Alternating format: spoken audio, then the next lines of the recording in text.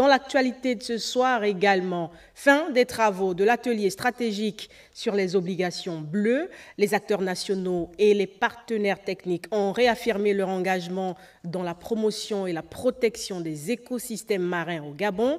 Les travaux ont permis de poser les bases d'une gouvernance plus intégrée du projet à travers des objectifs bien définis. On fait le point avec Jean de Dieu Gombi. Les travaux de l'atelier sur les objectifs bleus au Gabon sont terminés. La pêche rurale, le développement de l'économie bleue et la lutte contre le changement climatique, autant des projets identifiés au cours de ces assises. Clôturant les travaux, le ministre de la Mer, de la Pêche, a promis mettre en cohésion la stratégie du gouvernement. Cette stratégie, fruit d'un travail interinstitutionnel rigoureux, avec l'appui de partenaires techniques internationaux, rassemble les mesures concrètes qu'il faut prendre pour bâtir une économie bleue durable, prospère et équitable pour le Gabon et son peuple. Elle constitue le cadre de référence dans lequel tous les outils, tous les acteurs et tous les instruments financiers, y compris les financements innovants comme les obligations bleues, doivent désormais s'inscrire. Car il ne saurait plus y avoir de politique sectorielle porteuse sans cohérence stratégique ni mécanisme de financement crédible avec une large appropriation de tous les acteurs. Les obligations bleues visent entre autres la protection des écosystèmes, l'allocation des fonds de soutien de l'économie bleue et les communautés locales. Cet atelier avait pour objectif principal d'identifier l'ensemble des activités définies dans la stratégie qui peuvent être financées par le projet Blue Bond et surtout qui peuvent être implémentées par le projet Blue Bond. Ce sont au total 55 participants issus de la société civile, privée et ministères sectoriels qui ont pris part à ce rendez-vous initié par le ministère de la Mer, de la Pêche et de l'économie bleue. Autre forte actualité de ce journal, dans le département de l'Okano, le ministre des Eaux et Forêts, Maurice Ntosui Alogo, en visite, a procédé à l'inspection et au contrôle des opérateurs économiques exploitant du bois de la forêt communautaire de Bobenyung pour s'assurer du respect des règles d'exploitation forestière, non sans sensibiliser sur l'importance d'une gestion durable de nos forêts. Doris Kouzonkolo, Arnaud Mengi. Après avoir parcouru plusieurs kilomètres sur cette voie étroite, la délégation accède à la société forestière qui exploite le bois dans le département de l'Okano. Ici, le ministre des Eaux et Forêts intercepte 7 camions sortant de la forêt communautaire de Bobonyung. Le membre du gouvernement se lance dans un exercice, prise de mesure des grumes. Qui fait le cubage de ça? Qui? Comparativement au bordereau de roulage présenté par l'opérateur économique, un constat se dégage. Il y a un gros volume de bois qui sort et la déclaration est en dessous de ça. Vous le savez? Donc, ce qui veut dire que comme c'est déclaré en dessous, mais il y a une perte d'argent pour la communauté. Occasion pour Maurice Ntosui Alogo de revenir sur l'importance de ces forêts communautaires. L'État fait d'énormes efforts. Lorsqu'on cède une forêt communautaire à une communauté, c'est pour vivre de cette activité-là. Ça veut dire que le bois qui est coupé, l'argent qui ressort de ça, c'est pour faire développer la communauté en termes, ça peut être quelques infrastructures, ça peut être, vous pouvez même créer de l'emploi à partir de ces richesses-là. Face à ces constats sur le terrain, il sensibilise les populations. Du constat, le ministre en forêt, il y a eu des irrégularités, c'est-à-dire le fermier qui nous trompe, nous les villageois, les propriétaires des forêts communautaires. Ça ne lui plaît pas. Cette visite a permis au ministre de s'assurer du respect stricto sensu du plan d'aménagement, lequel vise à concilier la protection de la biodiversité et les besoins socio-économiques de la société. La Banque mondiale et la Commission économique des Nations unies pour l'Afrique étaient au cabinet de la ministre de la Planification et de la Prospective. Les trois parties ont discuté du soutien économique de l'État, mais aussi du secteur privé dans le cadre du renforcement de la croissance nationale. On fait le point avec Miran Dangué et Aristide Imbomo. Faire du secteur privé un des leviers de sa croissance, c'est l'ambition affichée par les autorités de la Ve République. C'est dans ce cadre que le ministre de la Planification et de la Prospective multiplie les rencontres avec les partenaires au développement. Le cas avec la Société financière internationale, la rencontre avec le membre du gouvernement et la représentante pays de cette société s'inscrit dans le cadre du développement et la promotion du secteur privé au Gabon. Comme vous savez, les PME sont le moteur de la croissance.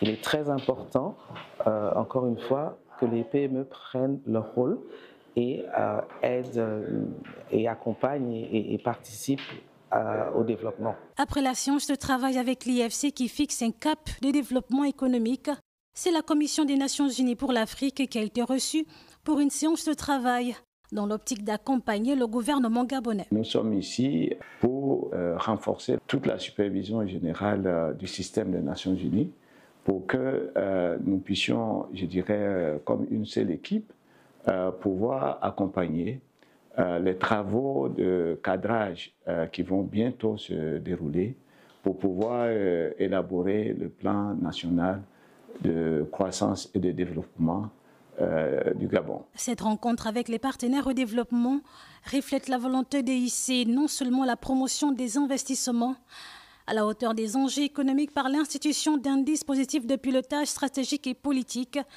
mais surtout de permettre au pays d'être accompagné par les bailleurs de fonds. Dans l'Angounié, la direction provinciale des travaux publics et de la construction a un nouveau responsable. La tutelle en mission de terrain dans cette partie du pays a mis le temps à profit pour l'envoyer à l'exercice de sa mission devant les agents affectés à Mouila, Betty Anzembe et Louis Bestar-Lignongo pour les détails. Jean-Pierre Mangoma, ancien directeur provincial des travaux publics et de la construction dans l'Angounié, cède son fauteuil à Elion Mavungu. Présenté aux agents, le promu est conscient de la mission dont il a désormais la charge. Les missions sont importantes, énormes.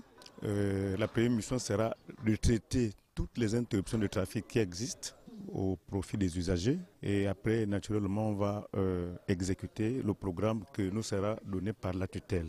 Le ministre de tutelle a exhorté les agents de la direction provinciale de Mouila, de la subdivision de Ndende et ceux de la province de la Nyonga à travailler en cohésion. C'est une famille. Vous passez plus de temps ici que dans vos domiciles. Formez cette famille. Prenez un café ensemble. Prenez un verre ensemble. Communiez ensemble en permanence. Ça évite qu'il y ait des tensions. Les attentes sont énormes, je sais. Considérez que les vraies choses vont démarrer en janvier 2026.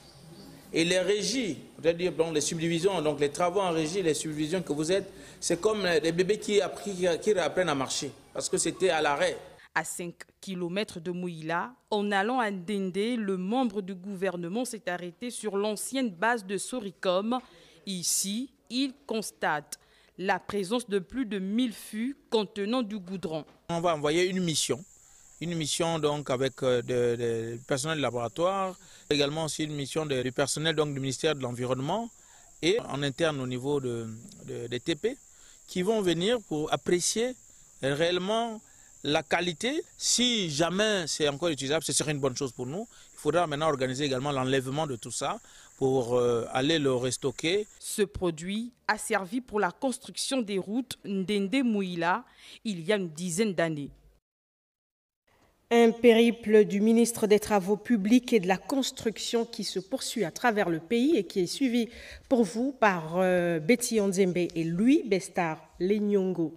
Ce communiqué, avant de poursuivre l'actualité de ce soir, de l'Institut national de la Poste et des technologies de l'information et de la communication qui informe les candidats intéressés que le concours d'entrée est ouvert aux titulaires du baccalauréat des années 2023, 2024, 2025, toute série confondus. Les inscriptions qui ont démarré depuis le 12 mai se poursuivent jusqu'au 27 juillet 2025. La date du concours est fixée au 12 août 2025. Infoline 077 53 36 58 ou le 062 56 41 02. La Commission nationale d'organisation et de coordination des élections et du référendum a tenu sa réunion hebdomadaire cet après-midi au ministère de l'Intérieur. Au menu, les questions inhérentes aux préparatifs du double scrutin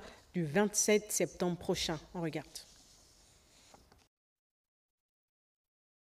Le président de la Commission nationale d'organisation et de coordination des élections et du référendum, CNOSER, Hermani Mongo, ministre de l'Intérieur, de la Sécurité et de la Décentralisation, a dirigé les travaux de l'approbation du compte rendu de la précédente réunion et le point de la situation des activités déjà menées et celles en cours, dont la révision de la liste électorale avec des innovations à venir. Tout ce qui se fait dans le cadre de la préparation de l'organisation ou de l'administration des élections repose sur le code électoral, a insisté le président de la CNOSER. C'est le cas sur le contentieux préélectoral.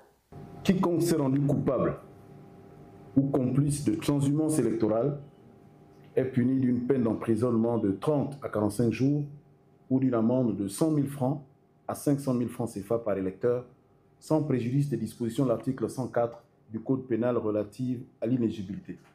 Ça voudrait dire que chaque citoyen est quelque part une sentinelle. Sentinelle à l'endroit de son prochain, sentinelle à l'endroit aussi des acteurs. Parce que l'objectif ici, c'est de décourager tout acteur politique, tout candidat qui aurait intérêt ou qui voudrait se mettre dans une dynamique de transhumance électorale.